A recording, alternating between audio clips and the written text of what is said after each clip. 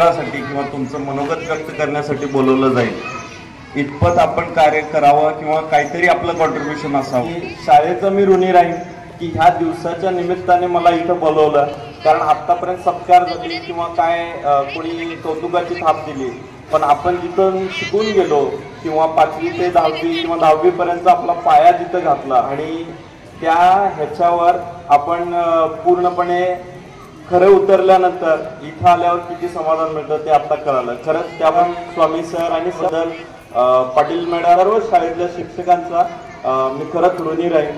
Sir Visvesvaraya यांच्या पवित्र स्मृतीस अभिवादन करून माझे 2 शब्द व्यक्त करणार आहे. ते तुम्ही शांतपणे ऐका. जी माहिती मला द्यायची आहे त्याच्यामध्ये 2 टप्पे आहेत. एक तर इंजिनिअरिंग क्षेत्रामध्ये कुठल्या कुठल्या शाखा आहेत, उपशाखा आहेत, आणि तसंच हे आम्ही ज्यावेळी केलं आत्तापर्यंतच्या अनुभवातून विद्यार्थी दशा असू दे, नोकरी असू दे किंवा व्यवसाय असू दे, जे छोटे छोटे मुद्दे आहेत की आपण ते आत्तापासून आपल्या अंगवळणी पाडले तर आपल्याला त्याचा फायदा होऊ शकतो. आम्हाला त्यावेळी कळालं नाही, नंतर जाऊन लक्षात आलं की बाबा आपण असं केलं असतं तर बरं झालं असतं, तसं केलं असतं तर बरं झालं असतं. ते अशा प्रकारचे थोडेसे मुद्दे सांगणार आहे. तो सगळ्यात आधी मी सागर बाळासू पाटील, मी ह्याच शाळेचा विद्यार्थी आहे. 2003-04 मॅडमनी सांगितलं तसं आमचे वडील सुद्धा म्हणजे बऱ्याच पिढ्या इथंच शिकलेल्या आहेत शिरोली स्कूलमध्ये, आणि आपल्या शिरोली गावातील बऱ्याच पिढ्या घडवण्यामध्ये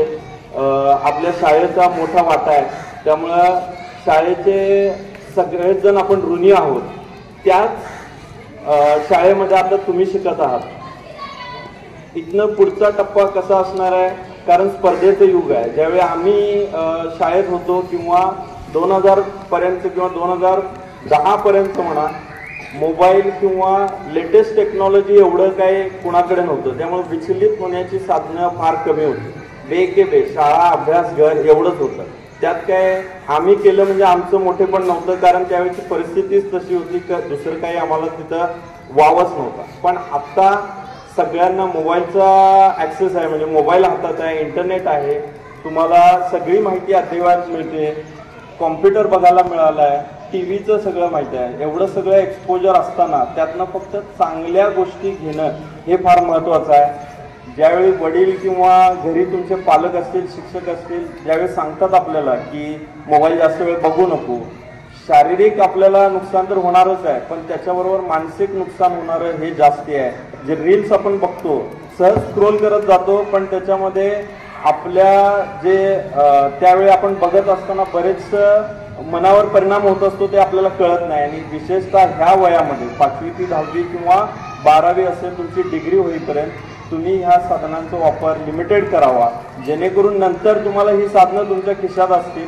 पण आत्ता जर तुम्ही त्यांच्या आहारी गेला तर ती साधनं मिळवायचं सुद्धा तुम्हाला हे मिळणार नाही किंवा तेवढी योग्यता राहणार नाही. त्यामुळे काय करायचं ते आपण ठरवायचं आहे. इंजिनिअरिंग क्षेत्राकडं मी जाण्यापूर्वी म्हणजे त्यावेळी डॉक्टर होणे किंवा इंजिनियर होणे असेच 2 पर्याय होते. पण आता अगदी BA झाल्यापासून BA, BCom, BSc किंवा इंजिनिअरिंग, डॉक्टर आणि बाकीचे खेळाडूंच्या ह्याच्यातले म्हणजे एकच क्षेत्र पकडायला पाहिजे, पारंपरिक ह्याच्यामध्ये जायला पाहिजे असं काही नाही. पण जर आपण इंजिनिअरिंग क्षेत्राकडे वळणार असू तर मात्र आपल्याला आत्तापासूनच त्याची तयारी करायला पाहिजे. निरीक्षण क्षमता म्हणा किंवा तुमचं जिज्ञासू वृत्ती, म्हणजे आत्तापर्यंत आपण काय करवलं, सरांनी सांगितलं की बाबा ते कर, असं करायचं आहे, असं कसं करायचं एवढंच आपण विचारतो, पण कधीतरी का करायचं हा पण प्रश्न आपल्या मनात आला पाहिजे. कारण का करायचं कळलं की कसं करायचं हे आपण स्वतःहून ठरवू शकतो किंवा त्यात थोडी मदत करून घेऊ शकतो. त्यांनी लोकांच्यासाठी जे पाऊस भरपूर पडायचा, पण पावसाचं पाणी जे आहे ते वाहून जायचं. त्यावेळेला त्या लोकांना उन्हाळ्यामध्ये पिण्याच्या पाण्याच्या समस्या, शेतीसाठी पाणी मिळत नसायचं, आणि अशा परिस्थितीमध्ये त्यांनी सखोल अभ्यास करून लोकांच्या या पिण्याच्या पाण्याची समस्या, शेतीसाठीची पाण्याची कमतरता भासत होती, तर ती कमतरता दूर करण्यासाठी त्यांनी अनेक ठिकाणी धरण बांधले आणि अनेक प्रकारच्या योजना आखून लोकांच्या पिण्याच्या पाण्याची सोय केली आणि त्यांच्या ज्या समस्या आहेत त्या दूर केल्या. म्हैसूरमध्ये कृष्णराजसागर जे धरण बांधलेलं आहे, तुम्हाला माहित आहे का बाळांनो, त्या धरणाची सिंचन करण्याची क्षमता किती आहे? बघा ते एवढं कृष्णराज सागर धरण मोठं आहे की त्या धरणातील पाण्याचा वापर करून 1,20,000 हेक्टर जमिनीचे सिंचन म्हणजे त्या जमिनीमध्ये एवढ्या शेती केली तर त्या शेतीला पाणी पुरवता येतो.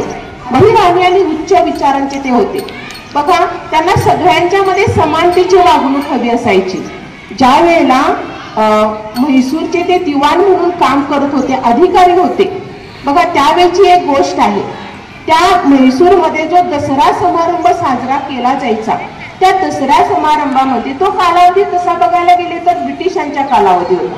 त्यामुळे दसरा समारंभाला ब्रिटिश अधिकारी यायचे आणि त्या ब्रिटिश अधिकाऱ्यांना मात्र सिंहासन किंवा खुर्च्या याचा वापर करून त्यांना एक प्रकारचा अधिकार किंवा त्यांचं एक स्वागत केलं जायचं आणि त्यांच्याच समान अधिकारातले आपले भारतीय जे अधिकारी होते त्यांना मात्र त्यांच्या पाठीमागे उभं राहायला लागायचं किंवा खाली बसण्यासाठी त्यांना जागा दिली जायची. आणि हे मोक्षगुंडम विश्वेश्वरय्या यांना अजिबात आवडलेलं नाही.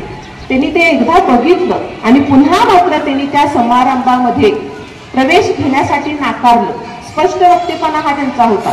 बघा स्पष्ट वक्तेपणा असल्यामुळे त्या राजाला कळालं की मोक्षगुंडम विश्वेश्वरय्या का येत नाही आणि तेव्हापासून त्या राजांनी आपल्या भारतीय अधिकाऱ्यांना सुद्धा तसाच समानतेचा दर्जा दिला.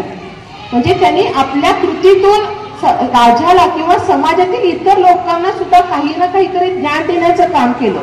बघा ते करारी होते आणि त्यांचं कुशल नेतृत्व होतं. कुशल नेतृत्व म्हणजे काय तर त्यांच्या हाताखाली जे कामगार काम करत होते त्यांच्यातलं कौशल्य, सर्वोत्तम कौशल्य काय आहे हे ते जाणायचे आणि त्याचा शोध घेऊन त्याचा योग्य वापर करून त्या व्यक्तींच्याकडून चांगल्या प्रकारचे कार्य घडवून आणायचे. बघा अशा ह्या मोक्षगुंडम विश्वेश्वरय्या यांना मात्र औद्योगिकरणाचं खूप वेळ होतं. शेती, शिक्षण, औद्योगिकरण जर झालं तर आपला भारत देश खूप पुढे जाईल असं त्यांचा विचार होता आणि त्यामुळे त्यांचं मत होतं की औद्योगिकरण करा किंवा नष्ट व्हा. बघा त्यांचा हा स्पष्ट वक्तेपणा होता. आपल्या देशामध्ये औद्योगिकरण झालं पाहिजे, अनेक उद्योगधंदे उभारले पाहिजेत, लोकांना मजुरी मिळाली पाहिजे आणि त्यामुळेच आपला देश सुधारेल. आपल्याला दुसऱ्या देशावरती अवलंबून राहावं लागणार नाहीये. स्वावलंबी व्हा, आपल्या देशाला स्वावलंबी होऊ द्या यासाठी ते प्रयत्न करत होते आणि त्यामुळे त्यांचा विचार होता की औद्योगिकरण करा किंवा नष्ट व्हा. अशा मोक्षगुंडम विश्वेश्वरय्या हे बहुभाषी होते.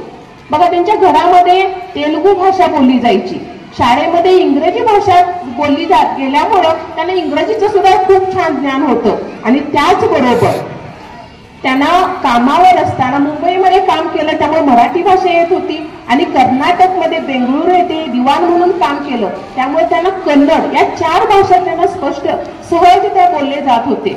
बघा त्यांच्या जीवनामधील एक छोटीशी गोष्ट सांगते. मोक्षगुंडम विश्वेश्वरय्या उत्तर अमेरिकेच्या अभ्यास दौऱ्यावरती गेले होते आणि त्यांना तेथील एका यंत्राचा अभ्यास करायचा होता. ते ज्या वेळेला अमेरिकेच्या दौऱ्यावर गेले त्यावेळेला तेथील यजमान त्यांना म्हणाले, फक्त ते एकटे नव्हते, अनेक देशातले असे आदरणीय व्यक्ती ज्या आहेत त्या यंत्राचा अभ्यास करण्यासाठी आल्या होत्या तिथे आणि त्यामध्ये आपल्या देशाचे प्रतिनिधित्व करणारे मोक्षगुंडम विश्वेश्वरय्या होते. त्या यजमानांनी त्या सर्वांना सांगितलं की तुम्हाला जर त्या यंत्राचा अभ्यास करायचा असेल तर ही 4 मजली शिडी चढून हे यंत्र कसं काम करतं हे पाहावं लागेल. ते यंत्र आपल्याला खाली घेता येणार नाही. बाकीचे सर्व लोक तटस्थ राहिले, ते एकमेकाकडे पाहू लागले. तर वयाच्या 85व्या वर्षी त्या यंगवींनी न घाबरता ती 4 मजली शिडी चढून त्या यंत्राचं काम पाहिलं आणि त्यानंतर त्याच्यासारखं यंत्र आपल्या भारत देशामध्ये बसवून जे धरण आहे, पाण्याची सोय आहे याची सोय केली. बघा आणखीन एक त्यांचं एक वैशिष्ट्य म्हणजे त्यांना वाचनाची खूप आवड होती. त्यांना आयुष्याला आपल्या होतं 102 वर्षाचं. बघा वयाची 100 वर्ष ओलांडल्यानंतर सुद्धा त्यांच्या एका नातेवाईकांनी त्यांना एक प्रश्न विचारला होता की मी चेन्नईला चाललेलो आहे आणि चेन्नईहून तुमच्यासाठी काय आणू. तेव्हा मोक्षगुंडम विश्वेश्वरय्या यांनी काय सांगितलं असेल बाळांनो. बघा त्यांनी फक्त एकच मागणी केली की मला आता आधुनिक विश्व शब्दकोश म्हणजे डिक्शनरी आणून द्या. म्हणजे वयाचे 100 वर्ष पार केली, एवढं कष्ट केलं, एवढं कार्य केलं आयुष्यभर. कार्यक्रमाचे अध्यक्ष स्वामी सर, कार्यक्रमाचे प्रमुख पाहुणे सागर पाटील साहेब, आणि सर्व ज्येष्ठ शिक्षक शिक्षिका. त्या कल्पनेचे म्हणजे आपण ज्या कल्पना करतो त्या कल्पना वस्तुस्थितीत आणण्याचं जे कार्य करतात ते इंजिनियर.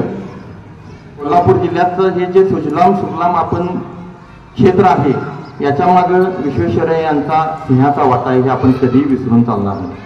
म्हैसूरचं कृष्णराज सागर, कृष्णराज हे राजाचं नाव होतं आणि मग त्यांच्या नावातच कृष्णराज सागर हे धरण त्यांनी बांधलेलं आहे. जगप्रसिद्ध वृंदावन गार्डनची डिझाईन, त्या बागेची डिझाईन मोक्षगुंडम विश्वेश्वरय्या यांची आहे. एक वेळ ते प्रवास करत असताना, रात्रीचा प्रवास करत होते, रेल्वेतून जात होते आणि संध्याकाळचं शांत वातावरण, फक्त रेल्वेची धडधड अशी चालू असताना, सगळे गर्द झोपेत असताना, शांतपणे रेल्वे चाललेली असताना त्यांना एक निदर्शनास आलं. त्यांचं काहीतरी वाचन वगैरे चालू होतं की या जो आवाज येतोय रुळाचा, त्या आवाजामध्ये काहीतरी फरक व्हायला लागला. आणि थोडा वेळ गेल्यानंतर त्यांच्या लगेच लक्षात आले की काहीतरी प्रॉब्लेम असणार आहे की त्यामुळं हा आवाजात फरक पडला. त्यांनी तात्काळ ही रेल्वे थांबवली आणि नंतर बघितल्यानंतर समजलं की पुढं रेल्वेचा जो रूळ आहे त्या रुळामध्ये बिघाड झाला होता. विचार करा, जर त्यांनी ते काळजीपूर्वक बघितलं नसतं, ऐकलं नसतं तर कित्येक लोकांचे प्राण कित्येक लोकांचे प्राण संकटात आले असते. तर मनुष्य जगतो, परंतु त्याचं जीवन हे अतिशय सुलभ झालं पाहिजे, ते सहज झालं पाहिजे यासाठी जर कोण प्रयत्न करत असेल तर इंजिनियर आहे, दुसरा कोणी प्रयत्न करत नाही. म्हणजे आपण जगतो खरं, पण जगत असताना ते अतिशय आनंदानं कसं जगावं, कमी वेळेमध्ये अधिक लाभ कसा घ्यावा हे सांगण्याचं जर काम कोण करत असेल ते इंजिनियर करत असत असं मला वाटतं. आणि म्हणून असा इंजिनियरांचा गौरव या निमित्तानं होणं हे निश्चित कौतुकास्पद आहे आणि अभिमानास्पद आहे. आणि त्या अनुषंगाने आपण सागरचा त्या ठिकाणी सत्कार करतो. आज आपल्या हायस्कूलमध्ये अभियंता दिन हा मोठ्या उत्साहामध्ये साजरा करण्यात आला. या कार्यक्रमासाठी निमंत्रित प्रमुख पाहुणे आजचे सत्कार मूर्ती अभियंता माननीय श्री सागर पाटील. शाळेने घडवलेली मूर्ती, या मूर्तीचा सत्कार सन्मान करण्याची संधी या कार्यक्रमाच्या निमित्ताने आम्हाला आज प्राप्त झाली. शाळेशी असणारे जुने ऋणानुबंध असेच इथून पुढे वृद्धिंगत होत राहावे ही अपेक्षा मी आज या कार्यक्रमाच्या निमित्तानं या ठिकाणी व्यक्त करत आहे. आपण आपल्या बिझी शेड्यूलमधून वेळ काढून आणि आमच्या विनंतीला मान देऊन या ठिकाणी उपस्थित राहिलं याबद्दल मी शाळेच्या वतीनं आपले हार्दिक आभार मानते.